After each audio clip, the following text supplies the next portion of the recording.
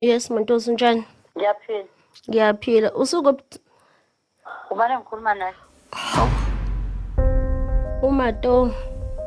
Ngisosabeni. Mfethu, ngeke ukwazi ukuza emithingini? Hayi, ngeke ngize ngikwazi. Yazi mfethu, ngeke usisize nathi ukuba sibe nale meeting wena ungekho. Because izinto lezi engizokhuluma ngazo la zisidinga sonke. Hayi, ngeke ntoba manje. Ngibambeni i-meeting kulungile ngizongabe bikho mina. Bayangilinda ngize ngifike ekhaya. Mase ngifike ekhaya kuthiwa manje angibuyele emuva. Ngiye kaMacele ngathi nje yabona-ke le angisayenzi, angisahlangene. I don't think ngiyingxenye ye-meeting. Uyingxenye yayo ngoba unkosikazi kaMusa Mseliku, so uyingxenye yayo ke loyo oyishoyo ayikho Montosi.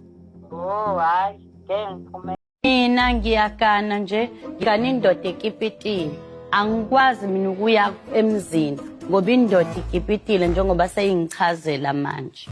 Uyabona kwayona le nto yokuphuzana inyongo. Umuntu akutshela ukuthi afuna ukwenza ukuthanda kwakhe bese emva kwalo acabanga izokutshela ukuthi ngoba naku usuka kude na nekude liyaphela. Amkela ukhona hambe uyozijolela wena nomunye umuntu owuntanga wakho uphume ekhehleni leli udlala lo mfana buza thina sibadala singitshela ngalo lokho wa so ingakho ngeke ngizithulele kwesinye isikhathi ngoba ngisuke ngilalele ngibona ukuthi ayino yabona ke nje hayi lo shit nje angihlangani nabo. Yabo njengoba ngingalitholanga iRose. Right nje. Khuleke esinqeni nje phakathi nje. Uma ngabe ngibe unkind kuwena, kunesizathu ngaleso sikhathi.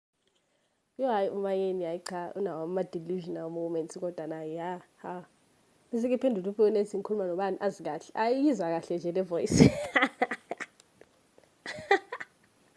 Hayi bekunzima shem bazamile ukutoyitoya abafazi bakaMusa kodwa hayi cha. Hayi akubasizanga ngalutho shem ukutoyitoya. Hayi bazamile shem kuma ngenyawo ukuthi nje number 5 asingifuni. Yo.